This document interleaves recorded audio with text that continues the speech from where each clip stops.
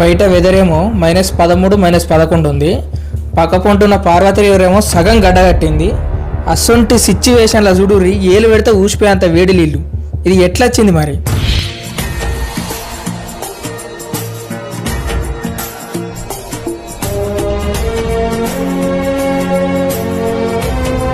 हमारा बन गया है, हम आपको इसको खोल के दिखाते हैं. ओके. आप सब आपके सब व्यूअर्स को दिखाओ कि राइस पहले कैसा था और बाद में कैसे बन गया. Wow, claps. Hi friends, welcome back to my adventures. అయితే హిమాచల్ ప్రదేశ్లో మన చివరి డేకి స్వాగతం సుస్వాగతం. ఇలా మనం ఎక్కడికి పోతున్నామంటే కసోల్ అనే ఊరికైతే పోతున్నాం. ఈ పొయ్యే తవ్వలో మాకైతే ఈ హాట్ ఎయిర్ బెలూన్స్ అయితే కనబడ్డాయి. రీసెంట్గా హైదరాబాద్లో కూడా దానికి సంబంధించిన ఫెస్టివల్ ఒకటి జరిగింది. కానీ ఇందులో ఏంటంటే హాట్ ఎయిర్ బెలూన్ వల్ల ఎక్కువ దూరం పోనీకి ఉండదు, మీదికి మళ్ళీ కిందికి వచ్చాడు. అందుకని ఇక మేము ఎక్కలే. ఎట్లనే పొయ్యే తవ్వల ఇగో కుల్లులో ఒక టెంపుల్ అయితే కనబడ్డది. ఇది టెంపుల్ కన్నా దీన్ని గుహ అనడం బెటర్, ఎందుకంటే అది గుహల్లే ఉంటుంది ఆ టెంపుల్ మొత్తం. చూడనీకి మాత్రం మంచిగా ఉంటుంది. ఇక పొయ్యే తవ్వలే కాబట్టి టైం ఉంటే చూసిపోరి. మొత్తానికైతే మనం రీచ్ అయినాం కసోల్కి. ఈ కసోల్లో మనం చూడబోయే ప్లేస్ ఏంటంటే మణికరణ్ సాహిబ్. ఇక్కడ ఒకే ప్లేస్లో 3 టెంపుల్స్ ఉంటాయి, 3 డిఫరెంట్ టెంపుల్స్. వాటిని అయితే మనం ఇప్పుడు చూడబోతున్నాం. మీరు ఒక్కసారి ఇక్కడ గమనించారంటే ఆడ పొగలు వెళ్తున్నాయి. ఇక్కడ ఎవరు మంట పెట్టలే, అక్కడ ఏడ కూడా మంట మండతలేదు, కానీ పొగలు బయటకు వస్తున్నాయి. అది ఎందుకు వస్తున్నాయి, ఎట్లా వస్తున్నాయి అని తెలుసుకోవాలనుకుంటే ఒక 2 నిమిషాలు ఈ వీడియోని చూడుర్రి. ఈ పక్క పొంట ఒక నది పోతుందా, ఈ నది పేరు పార్వతి నది. ఈ ఏరియా మొత్తాన్ని పార్వతి వ్యాలీ అని అంటారు. అంటే హిమాలయాలలో, అంటే నార్మల్గా గుట్టల ప్లేసులలో దాన్ని వ్యాలీలు అని డివైడ్ చేస్తారు. గాల్వన్ వ్యాలీ అని, ఆర్యన్ వ్యాలీ అని. దీని పేరేమో పార్వతి వ్యాలీ. అక్కడ పొగలు వెళ్తున్నాయి. ఇక్కడనేమో ఇది ఒక చిన్న స్విమ్మింగ్ పూల్ అనుకోర్రి స్నానం చేయడానికి. ఈ స్విమ్మింగ్ పూల్లో కూడా ఫుల్ హాట్ వాటర్. బయట ఎంత చల్లగా ఉందో లోపల అంత వేడిగా ఉంది. పారి ఇప్పటికైతే మణికరణ్ సాహిబ్లోకి అయితే పోయి చూద్దాం. ఈ మణికరణ్ సాహిబ్లో మనం చూడబోయే ఫస్ట్ ప్లేస్ ఏంటంటే సాహెబ్. సాహెబ్ అంటే ఏంటంటే హిందువులు అయితే గుడి అని అంటారు, సిక్కులు సాహెబ్ అంటారు, అంతే డిఫరెన్స్. సో వాళ్ళు ఎక్కువగా నమ్మేది గురునానక్ని కాబట్టి ఇది గురునానక్ సంబంధించిన టెంపుల్ అంటే సాహెబ్. సో ఇదైతే చూద్దాం పారి. మళ్ళీ ఇందులో ఏంటంటే మనకి ఇక్కడ అన్నదానం కూడా జరుగుద్ది 24 hours. సో ఇక్కడ మనం ఇక్కడనే అన్నదానంలో తినేయచ్చు. ఇక్కడికి వచ్చినప్పుడు ఇక్కడ తినడే బెటర్, పైసలు మిగులుతాయి. సో ఇప్పుడు మన సెకండ్ ప్లేస్ పోదాం పారి. మళ్ళీ అదే టెంపుల్ లోపల నుంచే రూట్ ఉంది ఈ సెకండ్ టెంపుల్కి కూడా, బయటకు రావాల్సిన అవసరం ఏం లేదు. ఇక్కడ చుట్టుపక్కల షాపింగ్ చేయడానికి అయితే బాగానే ఉన్నాయి, ఇక మీ ఇష్టం ఉన్నాయి కొనుక్కోర్రి. మనం పోయే సెకండ్ ప్లేస్ ఏంటంటే శివ టెంపుల్. ఇది చూసిన తర్వాత మీ కళ్ళు బయర్లు గమ్ముతాయి చూడండి.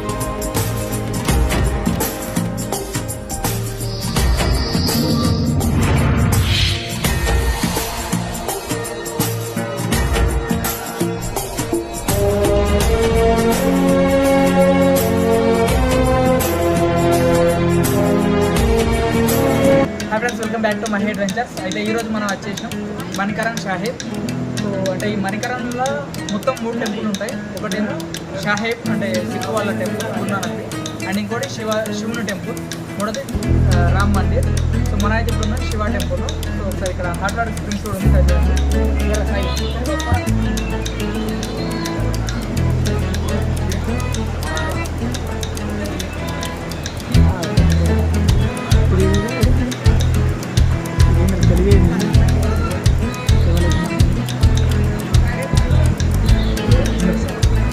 బయట ఇప్పటిదాకా పొగలు కనబడ్డాయి చూడుర్రి.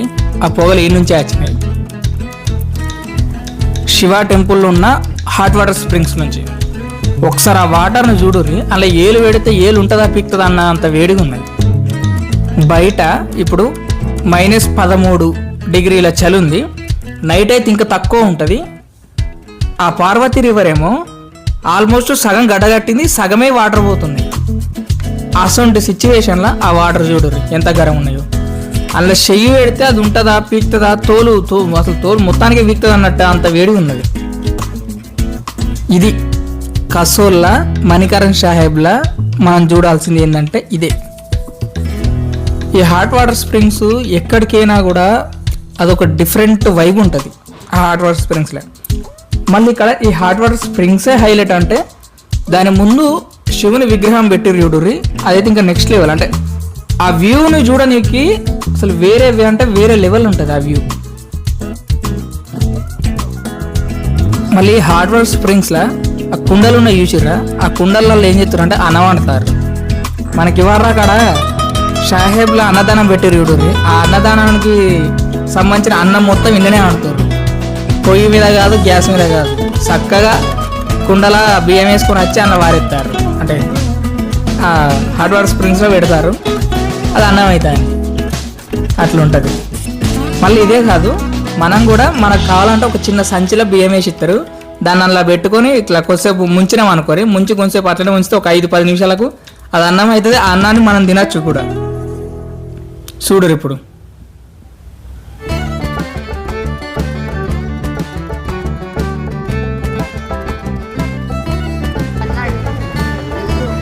अब ये हमारा बन गया है, हम आपको इसको खोल के दिखाते हैं। Okay. आप आपके सब व्यूअर्स को दिखाओ कि राइस पहले कैसा था और अभी बाद में कैसे बन गया. Wow. Claps.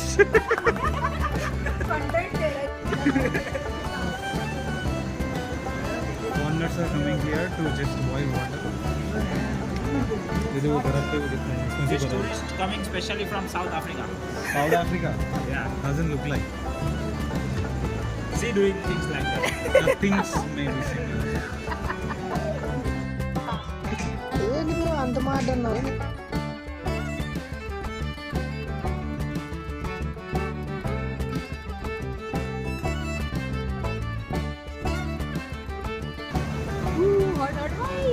थोड़ा कड़क है। ये हम खा भी सकते हैं. खा सकते हो, खाओ इसमें सिर्फ नमक डाल के खा भी सकते हैं। खाओ नमक नहीं है तो नहीं खा. इनको दिखाइए, ये खा रहे हैं, देखो अरे खाओ ये दिखा अरे रहे हैं। खाओ खाओ और ऐसा No, Mahi Adventures is going to taste.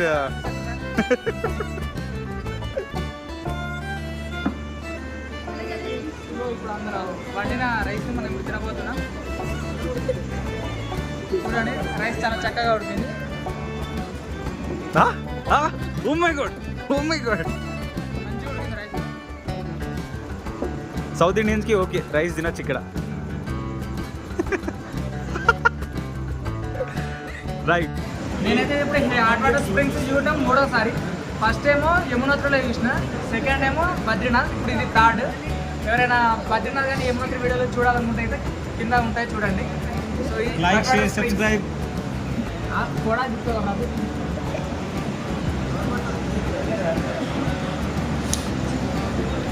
ఈ హిమాలయాస్లోనే one of the most places. అంటే ఇలాంటి హాట్ వాటర్ స్ప్రింగ్స్ అనేవి చాలానే ఉన్నాయి వేరు వేరు ప్లేస్లో. మనకు ఉత్తరాఖండ్లో ఉన్నాయి, అలానే హిమాచల్ ప్రదేశ్లో ఇక్కడ ఉంది, అండ్ మళ్ళీ వశిష్ఠ టెంపుల్లో కూడా ఉంది. కానీ ఇది చాలా ఇంపార్టెంట్. ఇక్కడ మన కసోల్లో, మణికరంలో ఇది చాలా ఇంపార్టెంట్ ప్లేస్. ఈ హాట్ వాటర్ స్ప్రింగ్స్ చూడండి ఒకసారి.